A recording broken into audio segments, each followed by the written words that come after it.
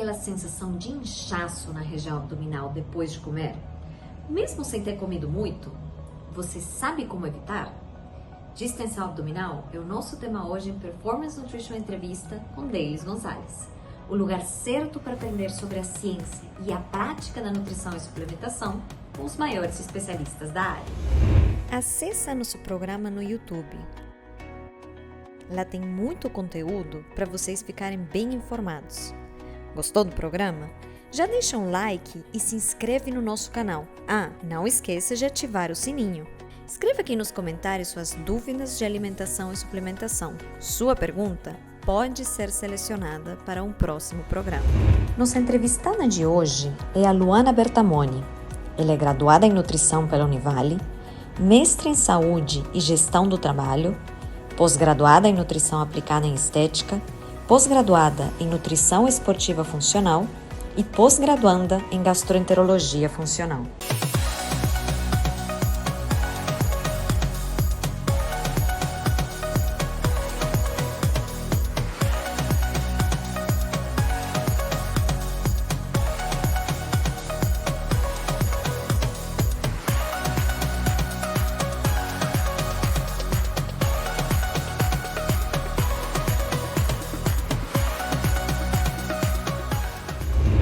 Luana, que prazer conversar com você. Seja muito bem-vinda ao nosso programa.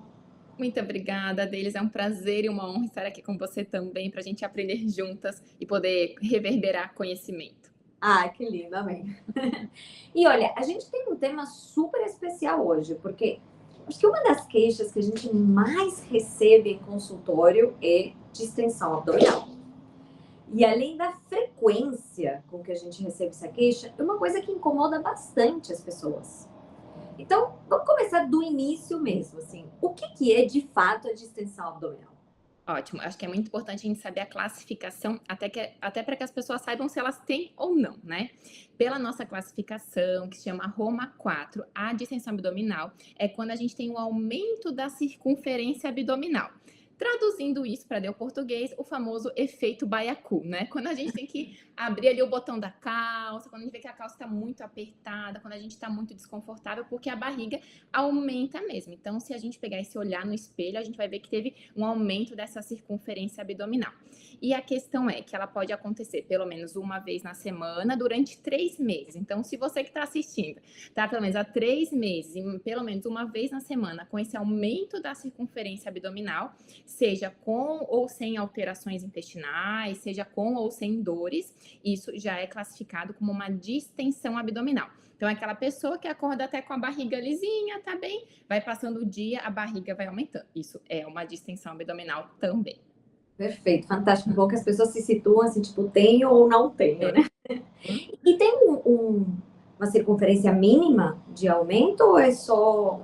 Não, é só o parâmetro zero do paciente, então, tipo, como ele é no estado normal dele, inclusive, como ele acorda de manhã, geralmente é um parâmetro nosso, e depois, quando realmente ele percebe que a barriga aumentou, que a calça já não fecha mais, a gente não tem em centímetros, porque varia muito de pessoa para pessoa, né? Perfeito. Lu, e assim, eu acho que por ser tão frequente, ser tão comum, as pessoas tendem a dar uma normalizada. Tipo, isso aqui faz parte, é normal, é coisa do dia. É normal ter distensão abdominal? Não é normal, tanto é que já é considerado um distúrbio gastrointestinal, porque não é normal mesmo, e às vezes pode nos chamar a atenção para outras questões de saúde, né, que a gente vai conversar sobre isso hoje, porque não é normal, exceto se for naquela uma vez na semana, lá de vez em quando, um dia que você foi numa festa de aniversário, numa churrascaria, que realmente você comeu um pouco a mais, a tua barriga vai dar uma leve distensão, mas não é essa que é com frequência e com recorrência, né? Perfeito. E por que ela acontece, então? Sim, nós temos na literatura pelo menos 10 causas de distensão abdominal. Podem ser muitas coisas, a gente podia ficar aqui horas falando. Eu vou falar das principais para que as pessoas que estejam nos ouvindo, elas já fiquem atentas, né? Para ver se elas já notam alguma relação com a alimentação delas. A primeira coisa que a gente já desconfia é de intolerância à lactose, né? Que é uma das queixas mais comuns que a gente tem no consultório. Então, às vezes, vale a pena observar. Consumiu leite derivado? Teve algum desconforto? Outra questão muito comum, doença celíaca, que não é, na verdade, não é tão comum, mas enfim, acontece. E também a sensibilidade ao glúten não celíaca, né? A sensibilidade ao glúten, a gente não tem até o momento um exame fidedigno que nos mostre, ó, realmente esse paciente tem, a gente faz mais por exclusão mesmo de outras possibilidades. Então, sempre analisar glúten, o consumo de glúten e analisar o consumo da lactose, que são nossas primeiras possibilidades.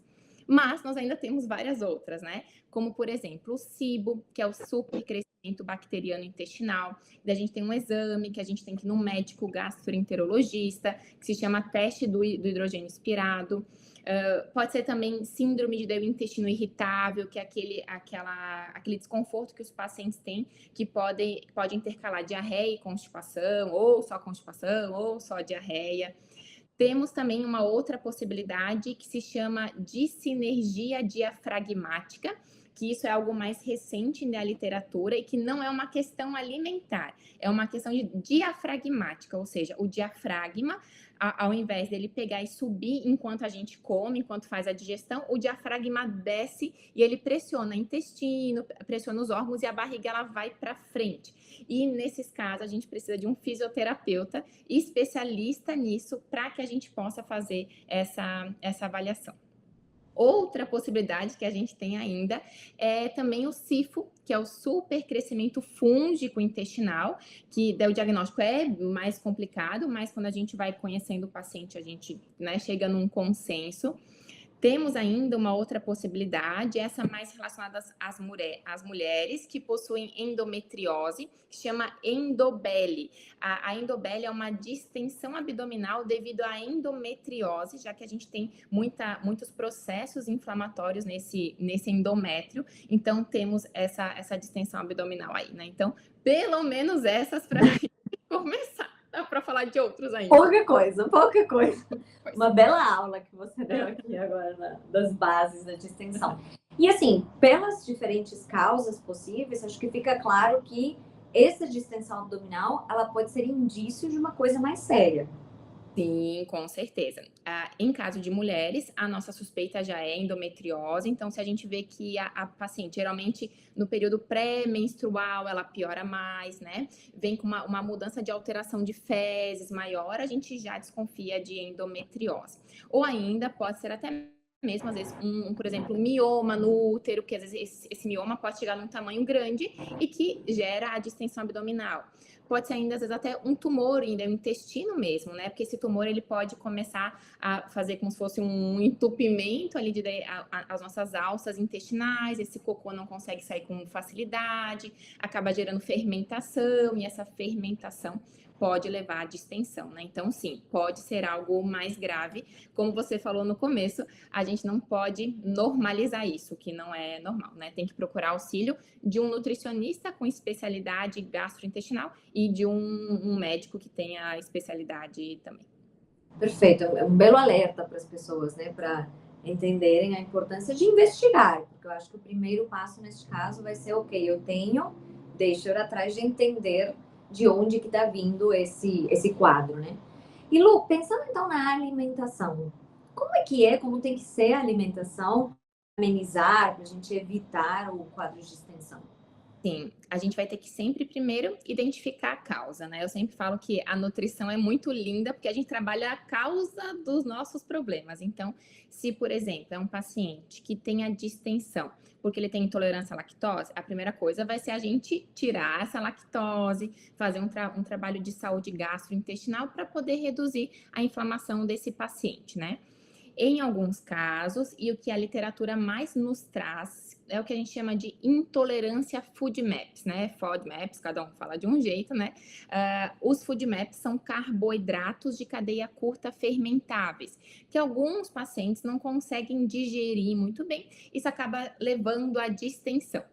Ou seja, quando o paciente chega com muita distensão, a gente vai fazer uma anamnese bem completa para tentar entender a causa, mas geralmente as primeiras 3 coisas que a gente faz é tirar esses alimentos com alto teor de FODMAPs, que são as leguminosas, então feijão, lentilha, grão de bico, ervilha, né? As leguminosas, a gente vai tirar glúten e a gente vai tirar leite também, porque glúten e leite também contém FODMAPs, né? No caso do leite, a lactose. Então, geralmente, esse é o nosso primeiro cuidado para a gente começar a tentar desinflamar esse intestino, ver como o paciente reage. Não que vai ser uma conduta para todo mundo, mas é algo que geralmente é o nosso primeiro passo, né? Começar por isso. Perfeito, perfeito. E aí já vai depois especificando de acordo com a situação de cada um. E quando a gente olha para suplementação, quais suplementos que são indicados nesse caso? Sim, a primeira coisa que a gente tem que pensar são em enzimas digestivas. Por quê? Como a gente vive em uma sociedade que a gente é muito estressado, muito ansioso, toda essa nossa questão comportamental e emocional interfere diretamente no nosso processo digestivo. Então, às vezes, os pacientes, eles querem só olhar para a alimentação, mas eles esquecem que essa parte comportamental, de comer com atenção plena, de mastigar bem, né, faz parte desse nosso processo de mudança para uma boa digestão, né? Então, por mais que não seja o suplemento, né, mas a mastigação é importante.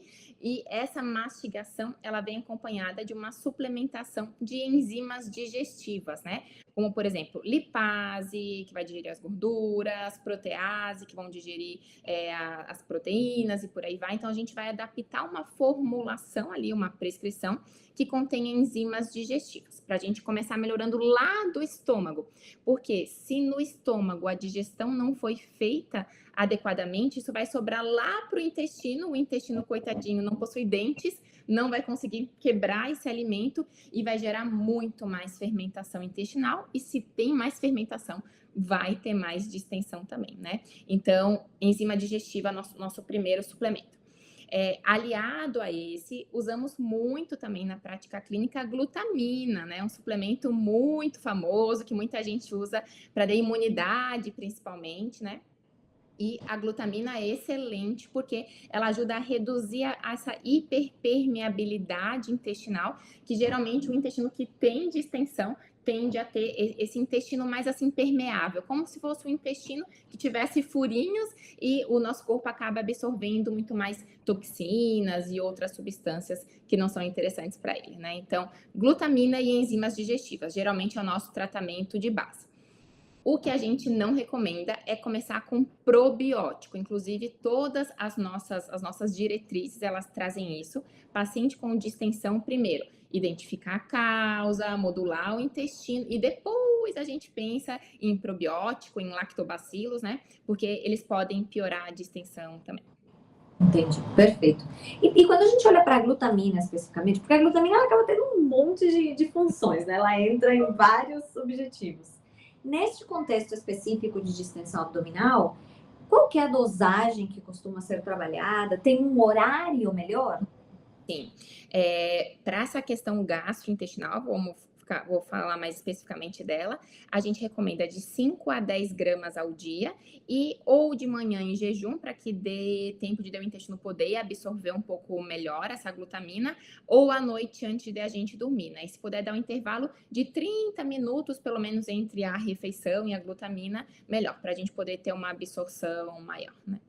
Fantástico. Lu, olha, super obrigada. Realmente você deu aqui uma aula de distensão abdominal. Aproveitem muito essas dicas e fiquem com a gente, porque já voltamos com a Nutri Responde.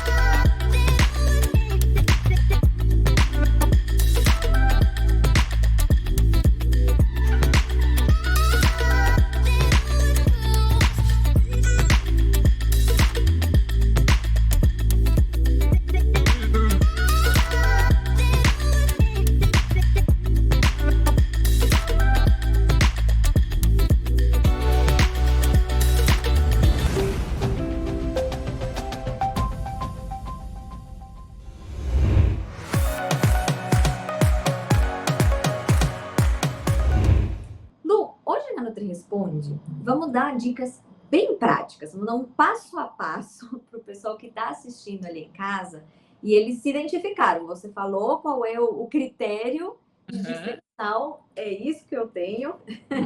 Quais seriam as 3 principais dicas para quem quer se libertar, quem quer diminuir essa distensão abdominal? Ótimo, bora lá. Eu vou passar um pouquinho de 3, vou falar um pouquinho mais, tá? Para a gente poder fazer bem assim completo.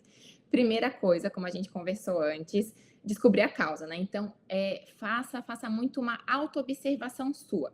Acordei de manhã, acordei bem, depois de qual refeição eu comecei a ficar com distensão? Eu tive gases? Começa a fazer uma autoanálise, porque o padrão ouro para nossa saúde, quando o assunto é distensão, é a nossa autoobservação. Então, se observem, que isso vai ser muito importante, tá? Outras dicas bem básicas é a gente basear em 2 chás, tá? Chá de erva doce e chá de gengibre. São chás fantásticos para a gente reduzir gases, reduzir a distensão, reduzir a inflamação lá do nosso intestino. Então, 1, 2 xícaras de chá. Eu gosto muito com os meus pacientes de botar em jejum 1 xícara de chá de gengibre, para a gente já desinflamar esse intestino já lá desde manhãzinha cedo. E o chá de erva doce, ou a gente pode botar antes da refeição para a gente preparar esse processo digestivo, ou quem sabe após a refeição também é possível. Então, chás são coisas rápidas e práticas e que nos ajudam muito, com certeza, tá? Um terceiro ponto muito importante, que a gente já falou um pouquinho antes também, sobre a mastigação. Lembra sempre que o nosso estômago e o nosso intestino, eles não possuem dentes, então mastiguem o máximo que conseguir. Para vocês terem uma ideia, o nosso estômago ele só consegue digerir o alimento do tamanho de 1 milímetro. Pensem, um negocinho muito minusculinho. Então, se você não mastigou o suficiente, a gente tem muito mais chance de ter distensão abdominal também, tá? Outra dica muito importante que a gente já falou, a suplementação de enzimas digestivas nos ajudam muito também. Então, se você vê que não tá legal, a gente pode comprar em farmácias enzimas digestivas, é uma possibilidade, mas eu sempre recomendo ter um nutricionista para chamar de seu e aí fazer essa suplementação de enzimas digestivas mais de uma forma específica, né? E outra dica, que daí não tem a ver diretamente com a nutrição, mas é a gente usar óleo essencial de hortelã-pimenta, né? Na barriga. Então, tem algumas gotinhas desse óleo essencial de hortelã na barriga e fazer uma assim, massagem para a gente poder reduzir esse processo inflamatório, para que esses gases eles possam sair. É algo que até mesmo os estudos, as diretrizes nos trazem para a gente usar óleos essenciais. Então, quanto mais a gente puder unir forças, né? A nutrição, a suplementação, o médico, o nutricionista, os óleos essenciais, terapias também, né, são muito importantes, porque todo o nosso trato gastrointestinal está relacionado com a nossa parte mental, né, esse eixo intestino-cérebro. Então, se a gente tiver essa questão emocional trabalhada, o intestino vai melhorar também. Então, tudo caminha junto. Nossa, fantástico, fantástico, excelente. Muitas dicas muito legais, super práticas mesmo. Então, aproveitem e façam das suas palavras as minhas. Procurem um profissional. Se você está sentindo isso, procura encontrar a causa, porque isso vai direcionar também todo o tratamento, né? Com certeza, tudo mesmo. Lu, mais uma vez, muitíssimo obrigada. Um prazer imenso conversar com você. Adorei também, muitíssimo obrigada. Espero que a gente tenha ajudado e que as pessoas escutem com o coração aberto e a mente aberta para poder botar em prática e conseguir melhorar. Assina embaixo. E para vocês que nos assistem, com muito carinho na Nutri, curtam, compartilhem. A gente se vê.